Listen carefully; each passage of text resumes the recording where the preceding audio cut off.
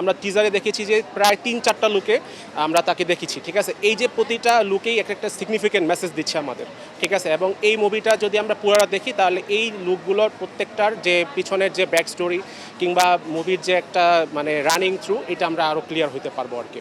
ভীষণ ভীষণ এক্সাইটিং। আমাদের দেশের মেগাস্টার একের পর এক চমক দিয়ে যাচ্ছেন। তারই অংশ হিসেবে আমি মনে করি রকস্টার সিনেমাটি আগের অতীতের সব সিনেমাকেও ছাড়িয়ে যাবে।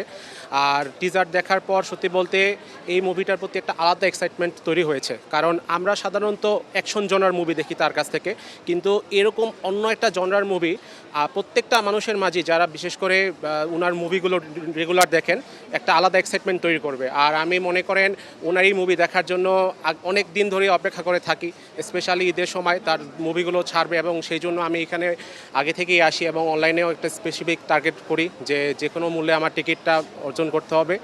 আর আলাদাভাবে সত্যি কথা বলতে যা তার মুভিটা অন্যান্য মুভির চেয়ে আগের চেয়েটা ভালো হবে অনেক, এটা এক্সপেকটেশন। লুকের ক্ষেত্রে যদি আমি বলি, আমরা যতদিন ধরে ঢালিউড সিনেমা আমরা তার মুভিগুলো বেশিরভাগ যখন দেখেছি এইরকম লুক কিন্তু আগে কখনো আমরা দেখিনি। তো তার এই যে একটা আলাদা লুক, এবং আমরা টিজারে দেখেছি যে প্রায় ৩-৪টা লুকে আমরা তাকে দেখেছি, ঠিক আছে। এই যে প্রতিটা লুকেই একটা সিগনিফিকেন্ট মেসেজ দিচ্ছে আমাদের, ঠিক আছে। এবং এই মুভিটা যদি আমরা পুরোটা দেখি তাহলে এই লুকগুলোর প্রত্যেকটার যে পিছনের যে ব্যাক স্টোরি কিংবা মুভির যে একটা মানে রানিং থ্রু, এটা আমরা আরও ক্লিয়ার হতে পারবো আর কি।